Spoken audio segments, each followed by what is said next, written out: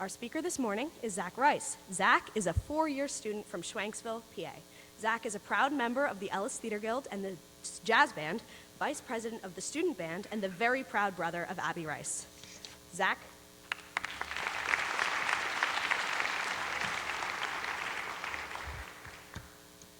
When I was young, I found an instrument case and a pile of dusty stuff in my basement. I opened it and saw a long blue guitar with a rosewood neck and 4 strings. Thinking I probably shouldn't touch it, I closed the case. Little did I know then that guitar would become very important to me. During COVID, my mom thought it would be a great idea for us to start a family band. My older sister on guitar, because she played a bit of ukulele, and my younger sister on drums. And that left me on bass. I found that bass guitar in the basement and picked it up and started to play. A little band didn't really take off, but I kept the bass guitar with me, and every now and then I would play it. Like many, I struggled transitioning into high school and had difficulty making friends. I felt like I was different from other kids because I was more shy.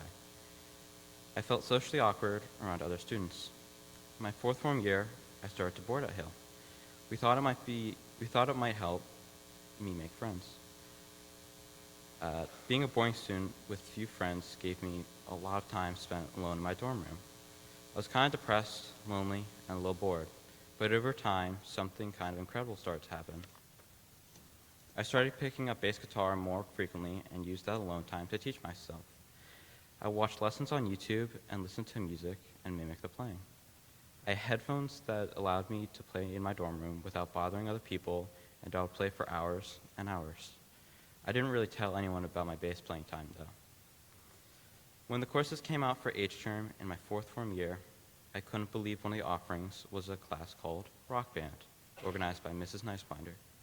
The purpose of the class was to have students learn pop and rock songs and perform them for the school. I decided to sign up. I later found out that auditions may be required, which gave me a whole new set of things to worry about. When the Rock Band course started, I was equal parts excited and terrified. Most of the jazz band kids had signed up for the class. I've been playing bass really only for 6 months, and I had only the internet for a teacher. I was stressed about embarrassing myself in the course. On the first day of class, like always, I sat in the corner of the room trying to fade into the walls. Ms. Nicebinder split us up into groups, and I was grouped with 3 guys from jazz band. Wesley Connolly, who graduated in 2022, Rick Wan, and Jason Ju, who both graduated in 2023. Not only were they jazz band players, but they were also highly experienced. We started jamming on songs, and soon after I started hanging out with them. I wasn't awful. Well, maybe I was awful, but they didn't make me feel that way. At the end of H-term, we performed in front of the whole school. The 4 of us walked on stage, we played, and the crowd cheered. I was so excited and maybe a little delirious from the COVID vaccine shot I had earlier that day. But the cheers hit me so hard.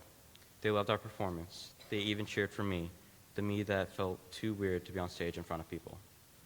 After that, I got serious about bass. I practiced for hours and found a great teacher to study with.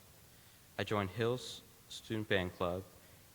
At the beginning, I was only given a few songs, but now I'm lead bass player and vice president. This past summer, I went to Berklee College of Music in Boston to study bass guitar with some of the best teachers and best students from around the world. I was even selected to play in one of their special ensembles. I'm now studying some really challenging songs in afternoon arts.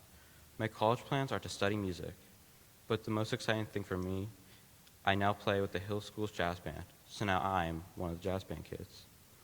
I would like to address this next section of the talk to those who may feel lonely right now. It turned out for me that being lonely was the best thing that ever happened to me. When I was feeling lonely, depressed, and bored, I just grabbed that electric bass, and for me, it turned everything around. I found happiness, friends, and most importantly, purpose in my life. I'm overselling here, but it's true. Even my grades went up. Some alone time may give us surprising opportunities for creativity, self-reflection, and finding our passion. In that temporary solitude, sometimes we find ourselves. Passions can come from such random places, so we need that time to be open to them. Also, some of us feel pushed to find our passion. like it's something on a to-do list. But finding your passion isn't something that you can always create a goal for and check off that box. It's something that sneaks up on you when you least expect it. That's why some solitude may just be the thing you need to actually find your jam. Some alone time allows you to hear more, think more, and do more. And in finding your passion, you will fail. I've failed so many times. I have tried so many things and failed more times than I can count. But I've learned more from failures than my successes. Fear of failure is crippling, but failure seldom is. Failure gives us the opportunity to learn, and it may steer us in a new direction. We grow from that failure. So when you're bored, try something, try anything, and don't worry about whether you're good at it. Try it, and if it doesn't feel right, don't dwell on it. Move on to the next thing.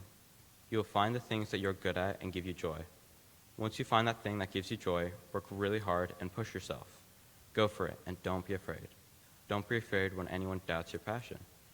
Growing up, I always knew I was a little different from other students. I was a little awkward, to put it mildly. But now, I know that I'm crazy enough to sign myself up for a rock band course. From rock band, I found myself. I'm a smart, kind, weird, curious, and musical kid. The same kid who found that sparkly blue bass in a closet full of junk in our basement and started to play. Thank you.